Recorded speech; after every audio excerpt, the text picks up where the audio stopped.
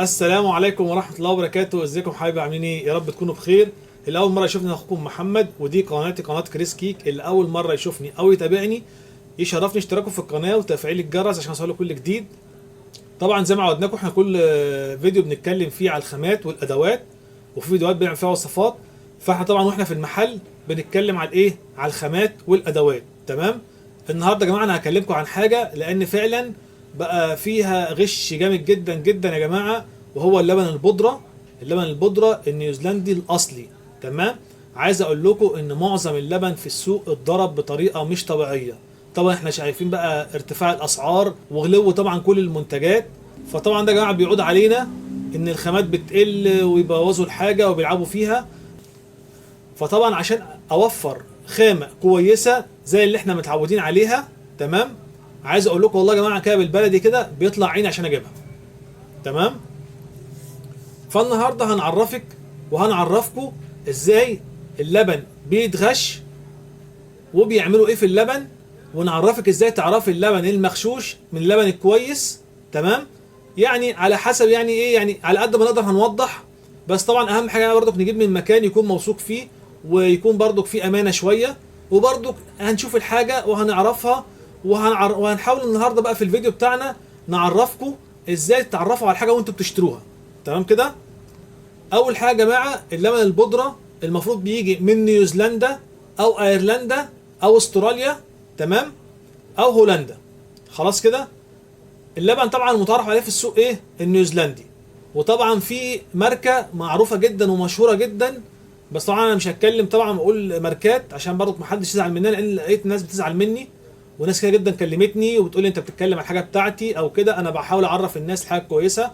فطبعا اكيد بقى التجار والناس عارفين ايه هي الماركه النيوزيلندي اللي هي المشهوره قوي ومتعارف عليها. تمام. بس هي للاسف دي اتلعب فيها. وعايز اقول لكم ان هي بدات برضك ان هي تتغش كتير قوي. خلاص كده. وعايز اقول لكم والله العظيم انا جبت لبن نيوزيلندي، بس برضك ايه يعني ماركه تانية، بس المفروض ان هو نيوزيلندي بنفس المواصفات.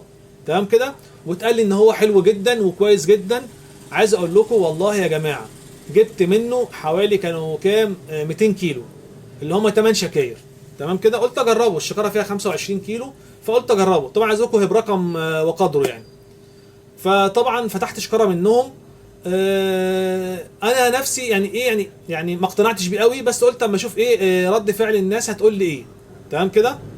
ف انا بكلمكم بصراحه واللي حصل والله. فلقيت زبونه واحده من يعني فتحت شكاره واشتغلت منها. تمام. فلقيت زبونه جايه بتقول لي اللبن يا محمد انت غيرته. فالكلام بصراحه كده يعني ايه طبعا انا مش هعديه كده. فقمت اخد منه للبيت، وكان عندي اصلا لبن من اللي قبل كده هوت في البيت، فاخدت من دوت برضو. فالمهم في البيت بيقول ايه انت غيرت اللبن. فقلت لهم بس كده تمام. قمت قافل الشكاره وقمت مكلم الراجل، قلت له في عندي لبن مش مظبوط او مش عاجبني او مش عاجب الناس. والله عايز اقول يا جماعه اللبن ما فيهوش اي حاجه، هو اللبن بيدوب وكويس جدا وخامته مش وحشه، بس هو يعني ايه يعني اقل من ده شويه. تمام. فالمهم طبعا الزبون اللي بيتعود على حاجه كويسه قوي قوي، فلو يعني جبت اي حاجه تانية فبيحس بيها طبعا. خلاص كده. وطبعا احنا ما تعودناش نشتغل في الحاجه اللي هي ايه مش مظبوطه. انا بقول لكم ان هو نيوزيلندي اصلي ومش وحش، بس درجته تقريبا اقل من دوت. انا اول مره كنت اشتغل فيه يعني. فالمهم فكلمت الراجل اللي انا اخده منه. تمام. قلت له والله اللبن كذا كذا ومش عاجبني. والله يا جماعه زي ما بقول لكم يعني الحمد لله يعني ربنا يعوض علينا. فلقيته بيقول لي ايه خلاص ابعت لي اللبن. قلت له خلاص طب حضرتك زي ما بعته لي ابعت خده. اي لا والله انا مش هتحمل ايه مصاريف الشحن. فقلت له خلاص مفيش مشكله. جبت عربيه ب 500 جنيه والحمد لله ربنا يعوض علينا.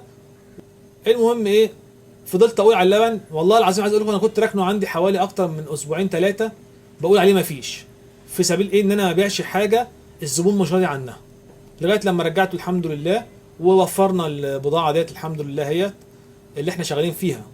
ما رضيتش بجيب حاجه تانية بقى، استنيتها لغايه لما ايه الحمد لله دخلت عند المستورد وجبتها. تمام. لان اصلا باخد الحمد لله من المستورد نفسه، فعشان ايه اضمن ان الحاجه ما تلعبش فيها. وعايز اقول لكم اتقال لي من بق ناس تقيله جدا في السوق ان اللبن بدل ما كان بيتلعب فيه جوه مصر ان هو بيتفتح الشكاير وتتقلب وتتعمل، هيتعمل بره كده هوت وهيجي لنا من بره بنفس الكلام. بس بفضل الله النوع اللي انا شغال فيه ده الحمد لله الحمد لله لسه ما حدش عرف عنه حاجه ان هو يلعب فيه او يعمل فيه حاجه زي كده. وعايز اقول لكم فعلا اللبن ده يا جماعه والله العظيم اللي هيستخدمه عايز اقول لكم يعني مش هيصدق ان فعلا في لبن بودره بالطعم ده وبالجمال ده. فعلا حاجه كده فوق الخيال. وانا ان شاء الله هجربه لكم اهوت واوريكم التجربه بتاعته عمليه. ما حدش هيوريكم اللي انا هعمله دوت يا جماعه، لان ما فيش حد هيعمل كده خالص نهائي. الحمد لله بفضل الله العبد لله. يعني احنا على المبدأ وثابتين معاكم ان شاء الله زي ما احنا على الخامات النظيفه، الخامات الكويسه، الخامه اللي هي الدرجه الاولى، وان شاء الله ربنا يوفقنا كده ونفضل على نفس المستوى. تعالوا بقى نشوف بقى اللبن اخباره ايه اللي احنا بنتكلم عليه دوت، وهوريه لكم وهعمل لكم تجربه عمليه ان شاء الله. تمام كده؟ يلا بينا. هنا بقى يا جماعه اللبن بتاعنا اهو. تمام؟ احنا حبينا بقى نوريكم شكله بقى كده اهو عشان نعرف نفرق بين اللبن الجيد من اللبن اللي هو مغشوش. تمام يا جماعه؟ اول حاجه بنلاقي لون اللبن معانا لونه اصفر، يعني مش فاتح، لونه اصفر، اصفره يكون كويس كده، يكون ان هو ايه، ولا هو غامق قوي ولا هو فاتح قوي. تمام؟ اللي هو بقى لونه مصفر، يعني حاجه لونها مصفر كده تريح العين. شايفين بصوا عامل ازاي يا جماعه؟ طبعا هو عشان الاضاءه ينهض فايه اللون الاصفر بتاعه فاتح شويه في التصوير، لكن هو في الحقيقه اغمق من الصوره يا جماعه عشان تبقوا انتوا عارفين برضو. تمام كده؟ وبرضو تاني حاجه بقى نبص على اللبن نفسه. بصوا بقى كده، انا هقرب شويه كده اهوت. تمام؟ شايفين ملمس اللبن عامل ازاي في ايديا يا جماعه؟ خشن. لازم الاقي اللبن خشن كده. شايفينه عامل ازاي؟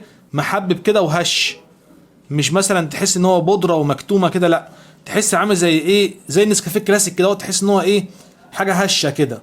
تمام؟ ده يعني ان ده اللبن ده فعلا لبن كويس جدا. بص عامل ازاي، ما شاء الله. وبعدين تاني حاجه بقى تشم بقى في ريحته، ريحه اللبن الحلوه، يعني ريحه لبن يكون ريحته حلوه. تمام؟ اللي هو ما تلاقيش مثلا ايه ريحه مثلا حاجه غريبه في اللبن، لا، انا شامم ريحه لبن وحلو.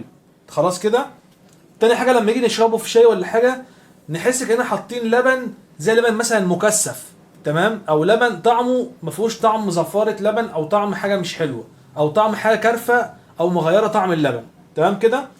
طبعا احنا هنعمل دلوقتي ايه، تجربه عمليه، وهنوريكم شكل اللبن لما بينزل في الشاي شكله بيدوب على طول بقى عامل ازاي، ولونه بيلون الشاي من كام معلقه. حلو كده يا جماعه؟ كده احنا يا جماعه اهوت هنعمل ايه، تجربه عمليه اهو عشان نعرف اللبن جودته عامله ايه، واعرفك ازاي بقى تختبري اللبن هو حلو ولا وحش. تمام؟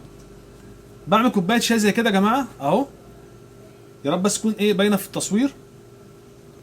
وبجيب بقى ايه معلقه شاي صغيره واحط فيها معلقه كده مهرمه، ومعلقه تانية كمان هي مهرمه. تمام؟ واقلب. حطينا معلقتين بس يا جماعه مهرمين اهوت، ما حطيناش اكتر من معلقتين عشان تبقوا عارفين. ها؟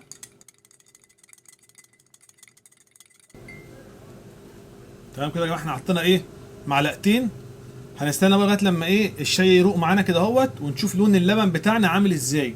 تمام؟ واهم حاجه مبقاش فيه ترسبات على الوش هنا اهو، فتفيت مثلا حاجه مفتفته لبن او كده، او نلاقي اللبن ايه فاصل تحت. تمام كده؟ في لبن تعمليه تلاقيه فصل بقى نص اللبن تحت، وتحس ان الشاي معكر من فوق. تمام؟